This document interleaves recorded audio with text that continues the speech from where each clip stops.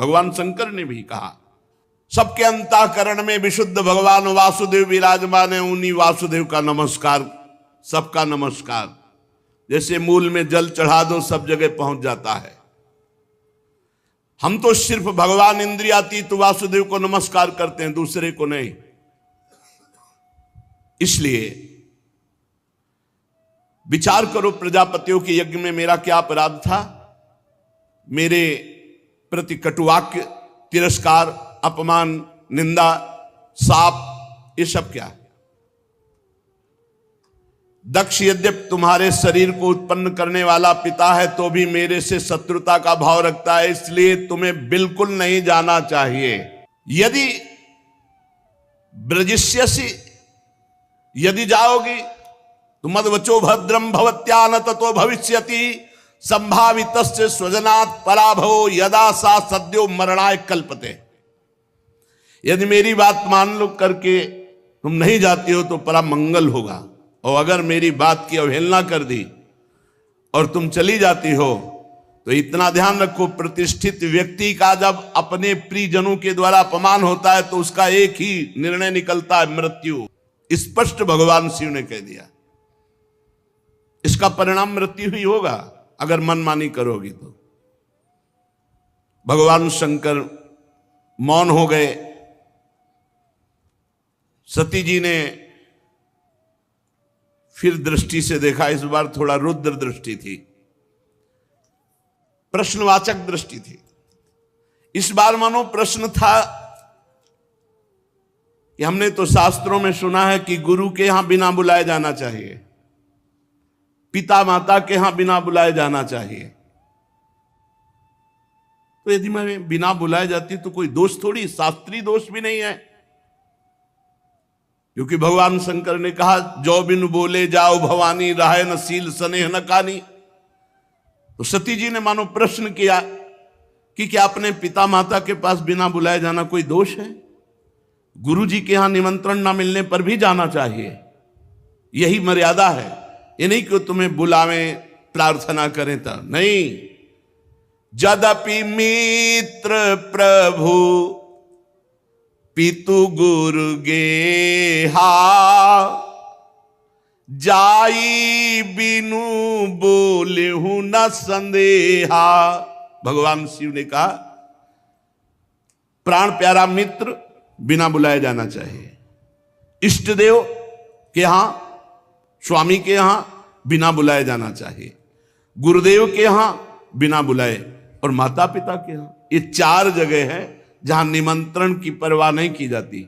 यदि मित्र द्रोह रखता है तो नहीं जाना चाहिए, यदि माता पिता द्वेष रखते हैं तो नहीं जाना चाहिए, यदि गुरु की इच्छा है कि तुम ना हो तो फिर नहीं जाना चाहिए, यदि स्वामी की इच्छा है कि तुम हमारी दृष्टि में ना पड़ो तो नहीं जाना चाहिए। भगवान शिव ने कहा वहां नहीं जाना चाहिए।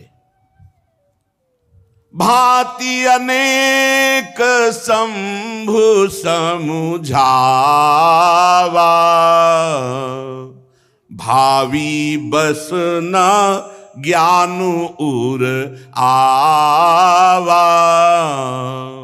भगवान शंकर बहुत प्रकार से समझा रहे हैं, लेकिन अंबाजी को भगवान शंकर की सीख इस समय अच्छी नहीं लग रही। क्यों? क्योंकि ममत्व जोर कस गया। माता पिता बहनों का प्यार बड़ा उत्सव है, सबसे मिलेंगी, ये जोर कस गया तो आद्य गुरु भगवान शंकर प्राण प्रीतम है, उनकी बात अच्छी नहीं लगी। खड़ी हो गई सती जी और अपने परिवार के जनों के दर्शन की इच्छा से कैलाश से चल पड़ी। फिर लौट आती है, फिर भगवान शंकर को देखती है, फिर चल पड़ती है, फिर लौट आती है। इस प्रकार कई बार ऐसी दुविधामयी स्थिति हुई। बंधुजनों की प्रबल मिलने की इच्छा और महादेव जी नाराज ना हो जाए, ये ऐसी दुविधा दुचित स्थिति आ गई। बार बार निकलना, बार बार वापस आना, आखिरी बार भगवान की शंकर की तरफ रोष दृष्टि से देखा, कांपने लगा शरीर सती जी का, और ऐसा लगा मानो भस्म कर देंगी। ततो विनिः स्वस्य सती विहाय तम शोकेन रोषेण च दूयता हृदा। शोक क्रोध चित्त को बेचैन कर दिया और भगवान शंकर की तरफ रुद्र दृष्टि से देखा। आखिरकार जिन भगवान शिव ने अपना अर्धांग उनको बनाया, उनको छोड़कर वो लंबी लंबी सांस लेती हुई माता पिता के घर की तरफ चल पड़ी। जब देखा महादेव जी ने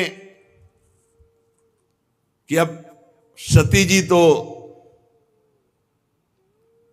रुकेंगे ही नहीं, तो कई हजार रुद्रगणों को आदेश किया और अपने निजी वाहन वृषभराज नंदकेश्वर को आदेश किया, जाओ तुरंत जाओ।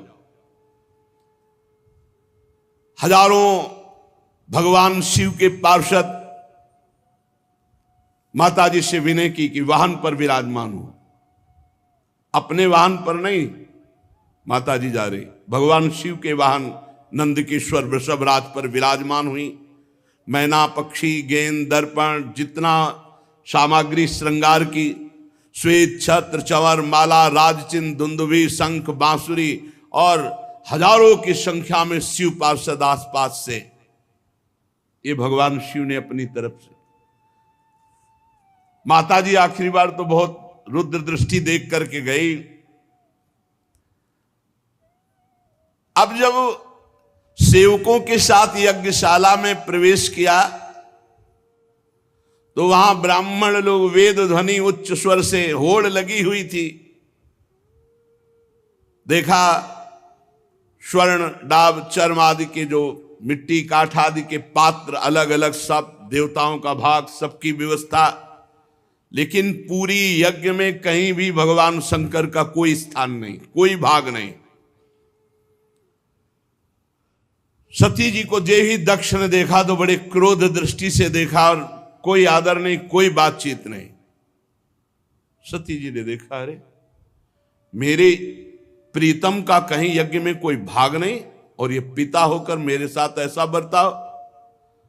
बहनें जो बड़ी मुस्कुराती हुई एक उपहास जनित ऐसे, निमंत्रण तो गया होगा आपके पास सती जी के, हमारे पास, हमारे लिए तो वाहन भी गया था, व्यवस्था भी गई थी, अच्छा भले आ गए।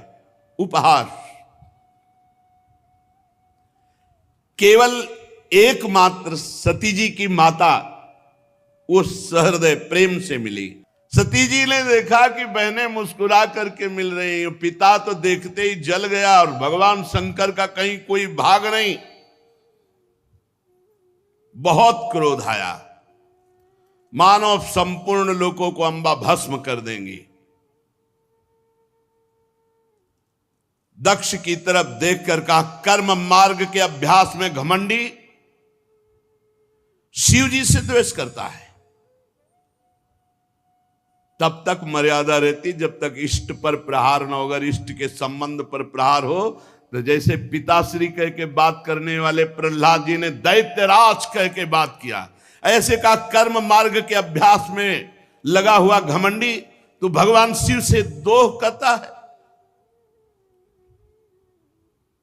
लड़खड़ा रही थी क्रोध में वाणी अंबा जी की, तू पिता है क्या? तू जानता है भगवान शंकर से बड़ा कोई इस सृष्टि में है? नायस्य लोके त्यतिसायनः प्रियस तथा प्रियो देह भृताम प्रियात्मना तस्मिन् समस्तात्मनि मुक्त वैर के रीते भवंतम कतमः प्रतीपयेत। तू जानता है जिनका न कोई प्रिय है ना प्रिय है, सदैव अपने आत्म स्वरूप में निमग्न रहते हैं, उनसे वैर किया तूने?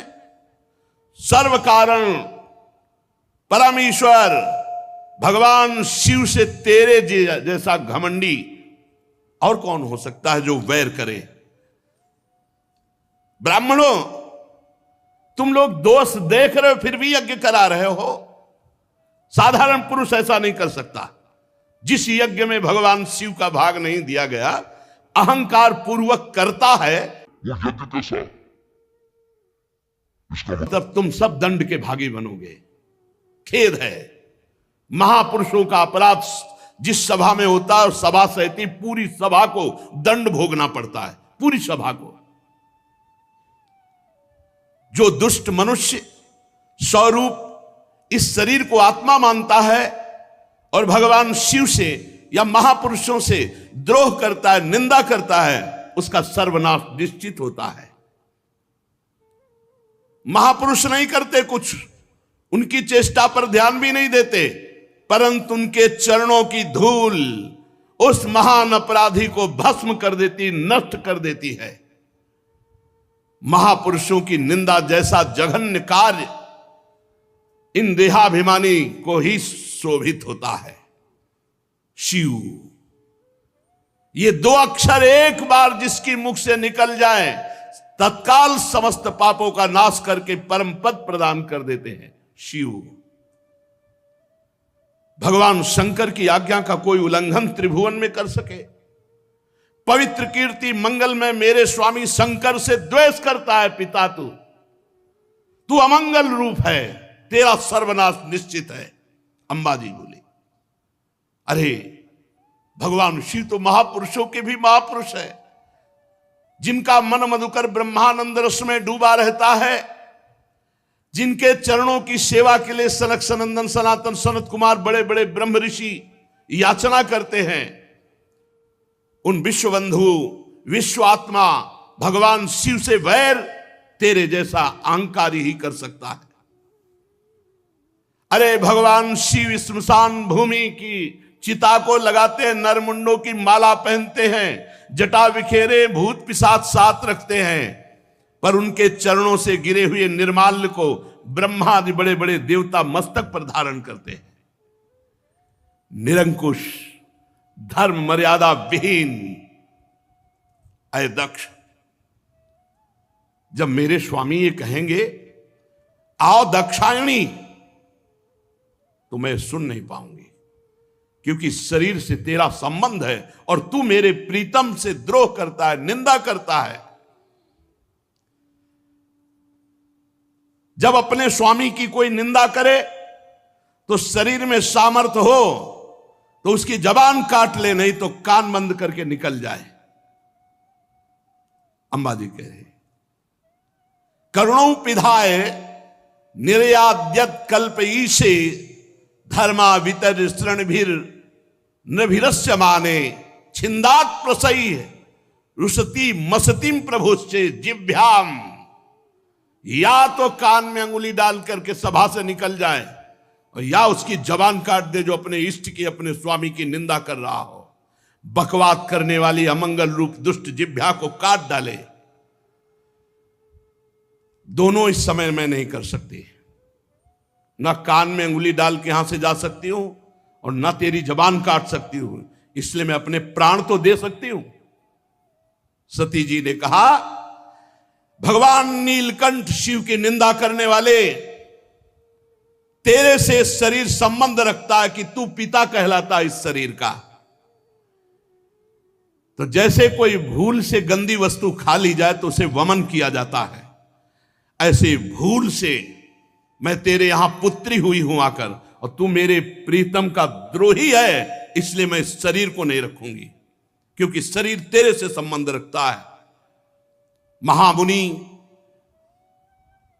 जिनके चरणों का आश्रय लेकर स्वरूप में रमण करते हैं, जो विधि निषेध से परे तत्व हैं, उन प्रभु शिव की अवहेलना। अरे अज्ञानी, तुझे पता नहीं मेरे प्रीतम शिव क्या है। पिताजी, यदि तू ये नहीं जानते हो कि भगवान शंकर परब्रह्म परमात्मा हैं, तो हमारा ऐश्वर्य भी तुम नहीं जान सकते हो। हमारा ऐश्वर्य सिर्फ आत्मज्ञानी महापुरुष जानते हैं, क्योंकि भगवान शिव सदैव वट वृक्ष के नीचे रहते हैं। चिता की राख, मुंडों की माला, चंद्रमा मस्तक पर, गंगा जी जटाओं पर, हर समय ध्यानस्थ या भगवत चर्चा परायण, कोई लौकिक सामग्री नहीं, और जो झुका उसे विश्व बंदनी बना दिया, महाऐश्वर्य में बना दिया। सती जी कहती, पिताजी हमारा ऐश्वर्य अव्यक्त है, आत्मज्ञानी ब्रह्मबोध संपन्न महापुरुष हमारा ऐश्वर्य जान सकते हैं, तुम्हारे जैसे देहाभिमानी नहीं। ये यज्ञशालाओं में यज्ञान से तृप्त होकर प्राण पोषण करने वाले एक कर्मठी देवता या तुम्हारे जैसे यज्ञ करता मेरे स्वामी के वैभव को नहीं जान सकते। भगवान शंकर का अपराध करने वाले अपराधी आपके इस शरीर से उत्पन्न हुए निंदनीय देह को अब एक क्षण मुझे नहीं रखना। ये मैं नहीं सुन सकती कि भगवान शिव का अपमान करने वाले शरीर से हमारा संबंध है। उत्तर दिशा की तरफ मुख करके मौन होकर बैठ गई, आचमन किया, पीला वस्त्र ओढ़ा, आंख मूंद करके योग मार्ग में स्थित हुई। तत्काल आसन बांधकर प्राणायाम, प्राणवायु को नाभि चक्र का भेदन करते हुए उदान वायु को नाभि चक्र से ऊपर उठा करके अनिंदिता महामहिमामयी सती हृदय स्थित वायु को कंठ मार्ग से भ्रकुट के बीच में लाकर और सबके परम पूजनीय अपने प्राण प्रीतम भगवान शंकर का ध्यान, और ध्यान करते हुए अंदर से मांगा, बार बार मेरा जन्म हो और मेरे पति जगत गुरु भगवान शंकर हो। अंतिम समय ध्यान में यही मांगा कि बार बार मेरा जन्म हो और हर जन्म में हमारे पति जगत गुरु भगवान शंकर हो। बस भगवान शंकर के ध्यान में तन्मय होकर सब कुछ भुला दिया। यहां तक ये भूल गई कि मैं दक्ष पुत्री सती हूं, सब विस्मृत, केवल शिव। तुरंत आग लग गई, चरणों से लेकर पूरे शरीर में आग लग गई।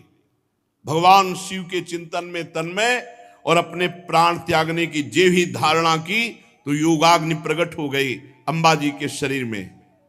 हाहाकार मच गया, पूरे शरीर में दिव्य आग। समस्त देवता जो यज्ञ में सब कोलाहल मच गया, भागे सब इधर उधर भागे कि अब तो आतंक हो जाएगा, अब तो सर्वनाश का खेल होगा। क्योंकि सती जी ने शरीर छोड़ दिया तो रुद्रगण कैसे किसी को चैन से रहने देंगे। जो बड़े बड़े याज्ञिक थे उन्होंने कहा, अरे ये दक्ष के दुर्व्यवहार से कुपित होकर देवादिदेव महादेव की प्रिया सती ने अपने शरीर को त्याग दिया। अरे देखो, सारे चराचर के जीव इस दक्ष प्रजापति की संतान है, फिर भी ये कैसा दुष्ट है।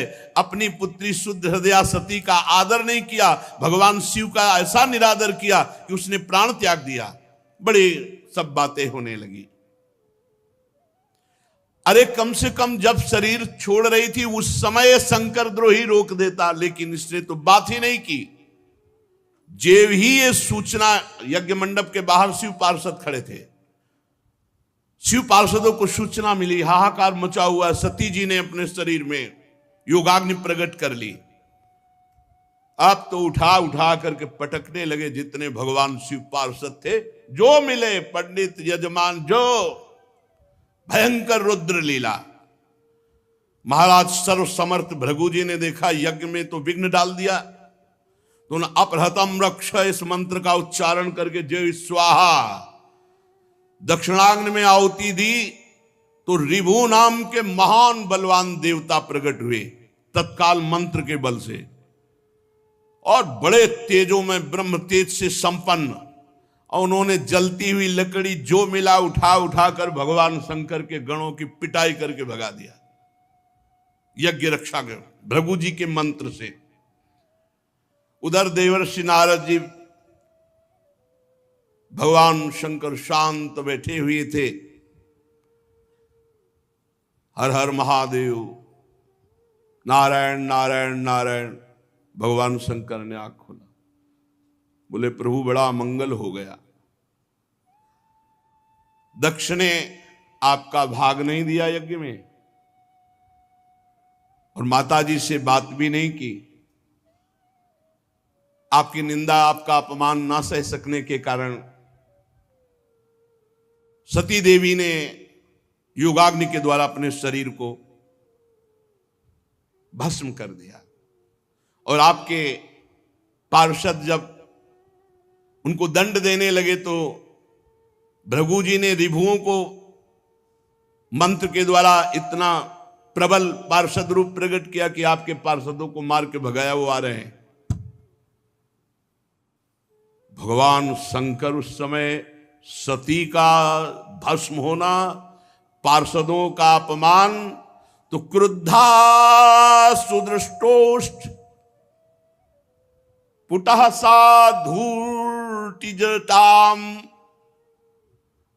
भगवान शिव क्रोध से ओठ चबाने लगे और जटाएं से बिखेर ली और एक जटा पकड़ी जो बिजली की तरह चमक रही थी और उखाड़ कर पृथ्वी पर पटक दिया एक जटा को। जे ही पटका तो इतनी जोर का अट्टहास हुआ मानो विश्व का विनाश हो जाएगा। देखा, देखते देखते जमीन से आकाश को चीरते हुए इतना भयानक वीर, इतना शरीर विशाल था कि ऐसे देखो तो छाती स्वर्ग तक पहुंच चुकी थी। 1000 भुजाएं, मेघ के समान श्याम वर्ण, जलते हुए 3 विशाल नेत्र, बाहर मुंह से निकली हुई विकराल दाढ़ें, अग्नि की ज्वाला के समान लाल लाल जटाएं, गले में नरमुंडों की माला और 1000 हाथों में 1000 अस्त्र धारण किए हुए देवादिदेव भगवान शंकर जे भी ऐसी आज्ञा दी तो उस महावीर पार्षद का नाम वीरभद्र। भगवान शंकर के चरणों को स्पर्श करके परिक्रमा करके चलने को जैसे ही अगला कदम रखा मानो भूकंप आ गया। इतना विशाल का शरीर, ऐसा मालूम होने लगा मानो भूकंप आ गया। बड़े वेग से कुछ ही क्षण में सिंहनाद दहाड़ करते हुए यज्ञ मंडप की तरफ, 1000 हाथों में और अस्त्र तो है, भगवान शंकर का विशेष त्रिशूल हाथ में लिए हुए, मानो त्रिशूल संसार का संहारकारी मृत्यु ही त्रिशूल रूप धारण किए हो। हजारों सेवक और पीछे चल रहे रुद्रगण, आगे वीरभद्र। वीरभद्र के पैरों की धमक से पृथ्वी हिल रही थी।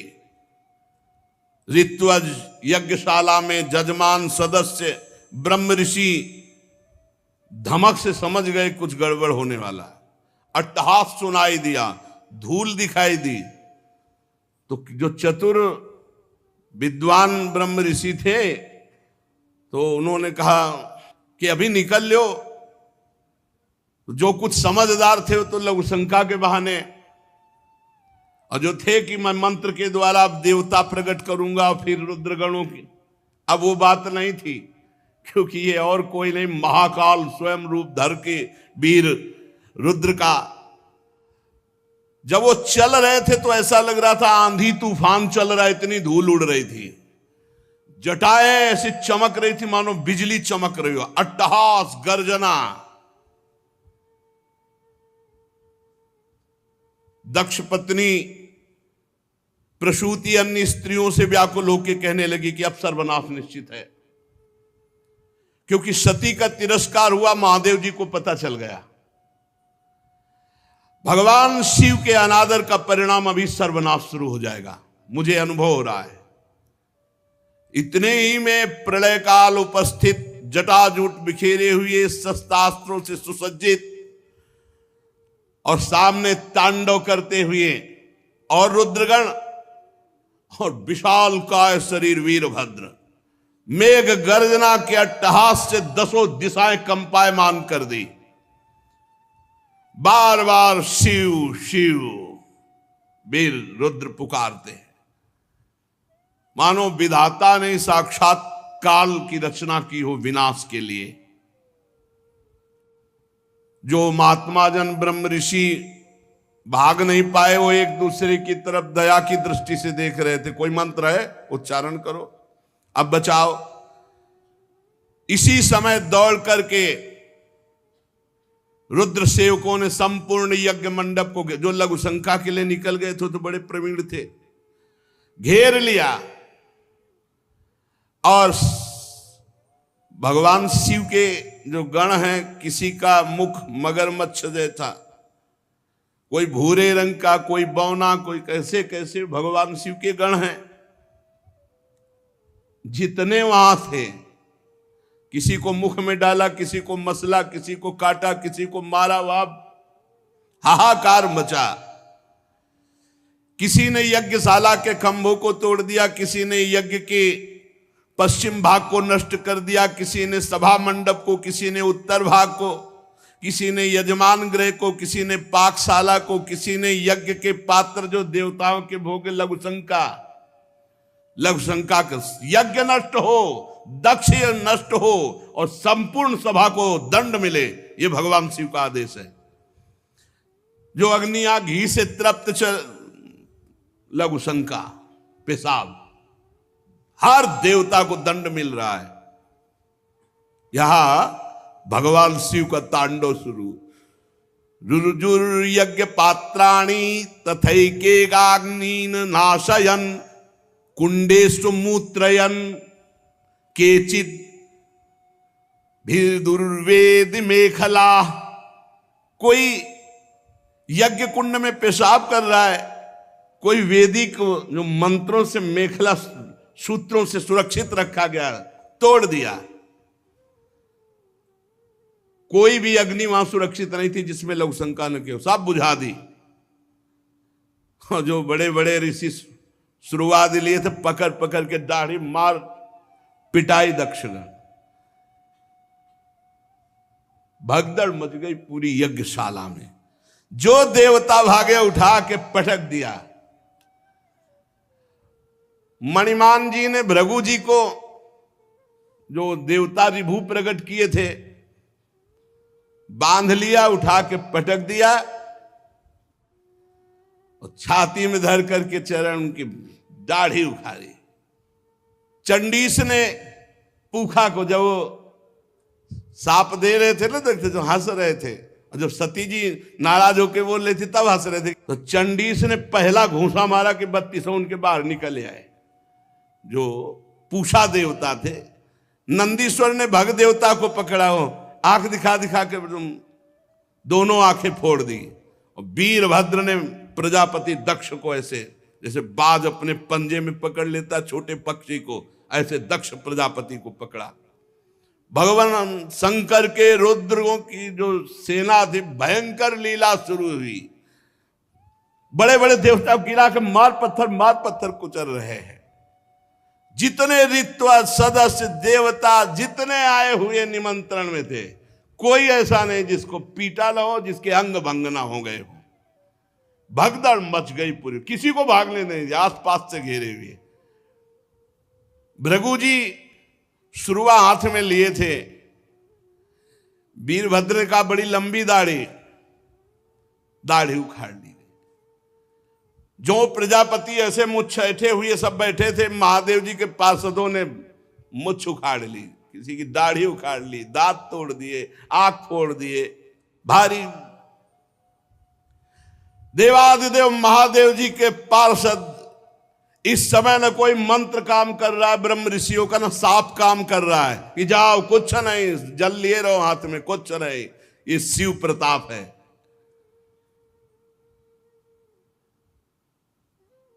महादेव जी के जो कटु वचन सुन रहे थे कानों में, काने छेद दिए। जो हंस रहे थे दांत तोड़ दिए। वीरभद्र उठा के पटक दिया दक्ष को, छाती पे घुटना रखा। पर मंत्रों से इतना सुदृढ़ यजमान को कर दिया गया था कि काल भी नहीं मार सकता अस्त्र के द्वारा। अब एक विशेष तलवार से उन्होंने, लेकिन खरोच भी नहीं लगी, दक्ष के गले में। हर शस्त्र का प्रयोग किया वीरभद्र ने, लेकिन मंत्रों के बल से जजमान सुरक्षित थे, दक्ष का एक रोम भी नहीं काट पाए। तब वीरभद्र ने कहा जरूरत ही नहीं अस्त्र की, धरा लाद और पकड़ के खोपड़ी ऐसे ऐंठ करके वैसे किसी अस्त्र से नहीं काट, ले तुम्हारे मंत्र काम। सब मंत्रों को ऐंठ करके खोपड़ी और जो पूर्णाहुति जैसे होती है ऐसे यज्ञशाला में झोंक दिया। जजमान साहब नष्ट भ्रष्ट कर दिए गए। अब उनमें जिनकी सांसें चल रही थी, अब ऐसे ऐसे महापुरुष थे, अंतर्ध्यान हुए, ब्रह्मा जी के पास पहुंचे, बोले प्रभु ऐसा ऐसा सब पूरा। दो नहीं गए थे इस यज्ञ में, ना ब्रह्मा जी गए थे ना भगवान हरि गए थे। ये पहले से जानते थे कि जहां शिव का अपमान होता है वहां सर्वनाश लीला होती है, इसलिए यज्ञ में नहीं गए थे, न ब्रह्मा जी न श्री हरि। जब जो बचे हुए देवता वो जाकर के वहां प्रार्थना की, सब अंग भंग। भगवान श्री हरि ने कहा परम तेजस्वी पुरुष का अगर कोई दोष भी बन जाए तो उसका अपराध नहीं करना चाहिए, फिर निर्दोष महापुरुष का अपराध करने पर तो सर्वनाश हो ही जाएगा। अगर वो तेजस्वी पुरुष है, अगर उससे कोई अपराध भी बन जाए तो उसके साथ अपराध के बदले में अपराध न करे, नहीं तो नाश हो जाएगा। फिर जो निर्दोष महापुरुष हैं उनकी निंदा, उनका अपमान तो सर्वनाश कर ही देगा। और फिर तुम लोगों ने भगवान शंकर का अपमान, भगवान शंकर की निंदा, भगवान शंकर को भाग न देना।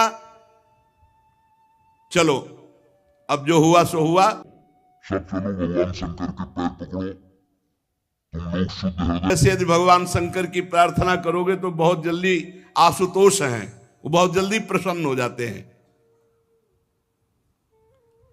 दक्ष के दुर्वचन, दक्ष का अपमान, प्रिया सती का वियोग, इसलिए तुम यदि मंगल चाहते हो, दूसरा संकल्प ना बनने पावे, सब चलो भगवान शंकर के पैर पकड़ो चल के, क्षमा अपराध मांगो।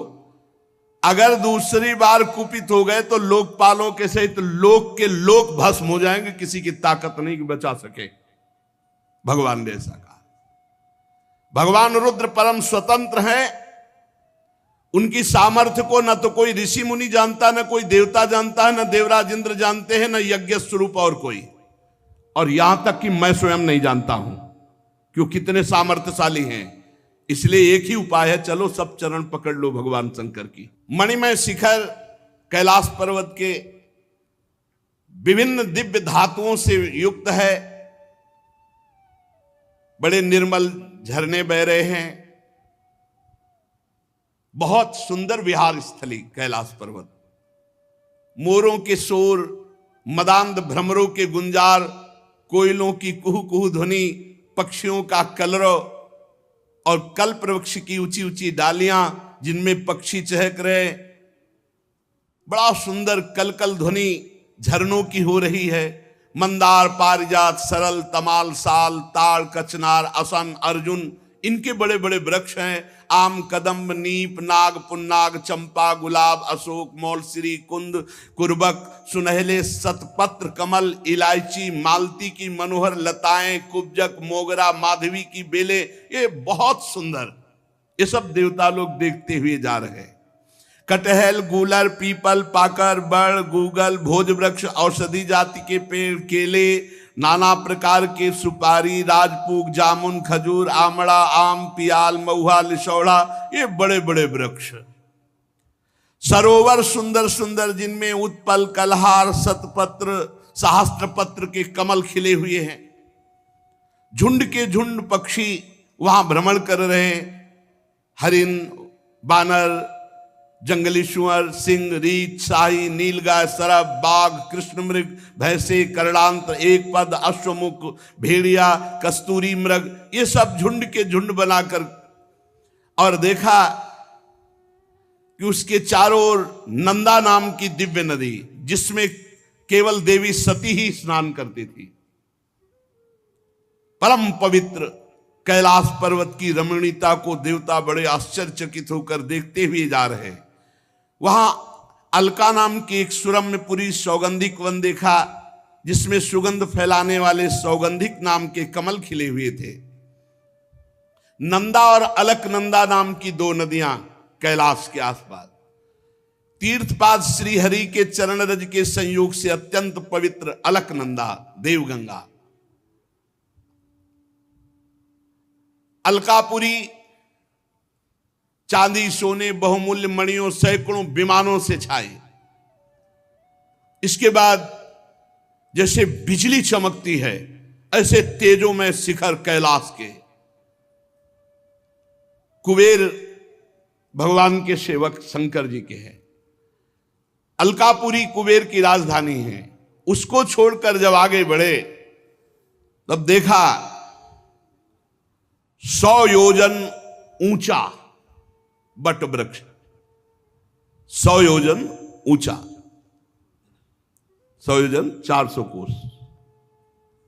सायोजन सतोत्सेधः पादो न विटपायतः। 100 योजन ऊंचा बट वृक्ष, 400 कोस ऊंचा, 75 योजन चारों तरफ डाले। 75 योजन, 75 योजन, 75 योजन, 75 योजन चारों तरफ। और हर ऋतु बट वृक्ष के नीचे, कहीं वर्षा ऋतु, कहीं शरद ऋतु, कहीं शिशिर ऋतु, हर ऋतु। ये भगवान शिव का बैठने का बट वृक्ष है। 100 योजन ऊंचा, 75 योजन की चारों तरफ डाले और 6 ऋतुएं। और पूरे वट वृक्ष में एक भी घोंसला नहीं, एक भी पक्षी नहीं बैठेगा। भगवान शिव का ये वास स्थल, ये महायोगमय बट वृक्ष है। सब ब्रह्मा आदि देवताओं ने देखा भगवान शंकर विराजमान है, शांत स्वरूप गौर वर्ण।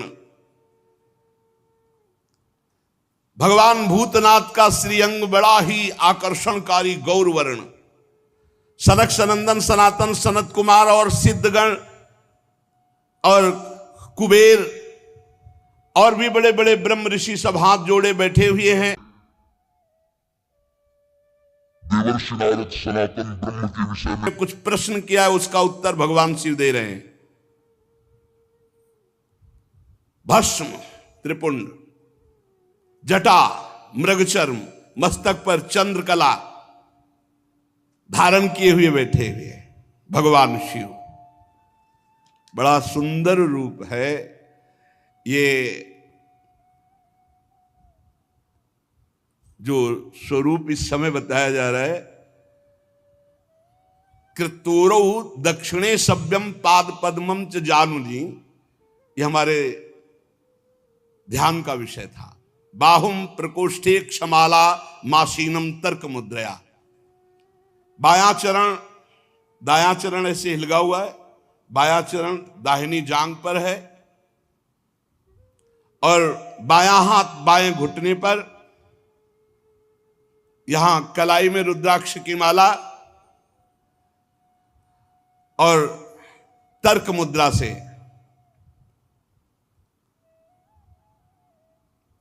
भगवान शिव ऐसे बाएं, इसमें बायां पैर दाहिनी जांग पे, दाहिना चरण हिलिक रहा है। और योग पट्ट कहते हैं काठ की बनी हुई टहनी, टेकनी जिसमें ऐसे वो ऐसे दाहिनी तरफ लगी हुई। बड़े बड़े देवता, मननशील मुनि, बड़े बड़े लोकपाल सब हाथ जोड़े खड़े हैं। ऐसी मुद्रा में उपदेश कर रहे हैं। यहां रुद्राक्ष की माला, ज्ञान मुद्रा, आशीष मुद्रा, अर्धनेत्र खुले हुए, बाएं चरण को दाहिनी जांग पर और दाहिना चरण हिलगा हुआ, वो ऐसा अद्भुत गौरवर्ण स्वरूप, यही ध्यान का विषय था।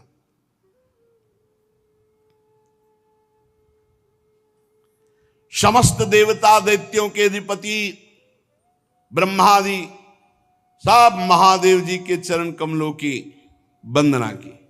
जी देखा ब्रह्मा जी आए, भगवान शिव आसन से खड़े हो गए। और सिर झुकाकर ब्रह्मा जी की वंदना की। चारों ओर महर्षियों से, अन्यान्य सिद्ध गणों से सब घिरे हुए महादेव जी को, और ब्रह्मा जी भी नमस्कार मुद्रा में, और भगवान शिव ब्रह्मा जी को नमस्कार। चंद्रमौली भगवान शिव बड़ी गंभीर मुद्रा में से हंसते हुए ब्रह्मा जी ने कहा, जाने त्वामीशं विश्वस्य जगतो योनि बीजयो शक्ति शिवस्य च परम यत्तत् ब्रह्म निरंतरम। मैं जानता हूं स्वामी,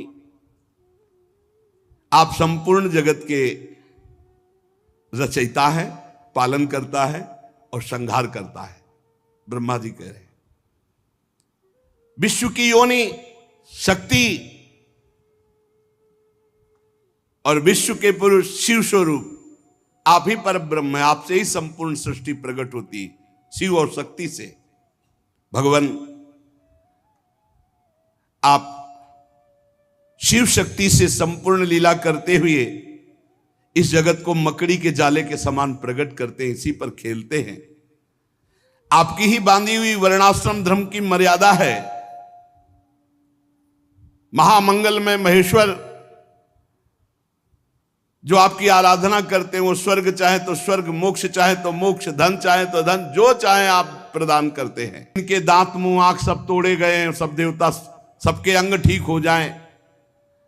रुद्रदेव जो जहां घायल हुआ है, जो जहां मारा गया है, वो वहीं से जी जाए, उसके अंग जग जाएं। और प्रभु अब कृपा करो, जजमान भी जिंदा होना चाहिए, यज्ञ भी पूरी होनी चाहिए। महादेव जी ने कहा, मैं किसी पर नाराज नहीं होता हूं। देखो, भगवान शिव ने कहा, मैं किसी पर नाराज नहीं होता हूं। इत्यजे नानु नीतेन भवेन परितुष्यता नागम प्रजेश बाला नाम वर्णये नानु चिंतये। क्योंकि मैं जानता हूं देव मायाभिभूता नाम दंडस्तत्र धृतो मया। ये अपराधी लोग अपने कर्म के परिणाम में खुद नष्ट हो जाते हैं, मैं नाराज नहीं होता हूं।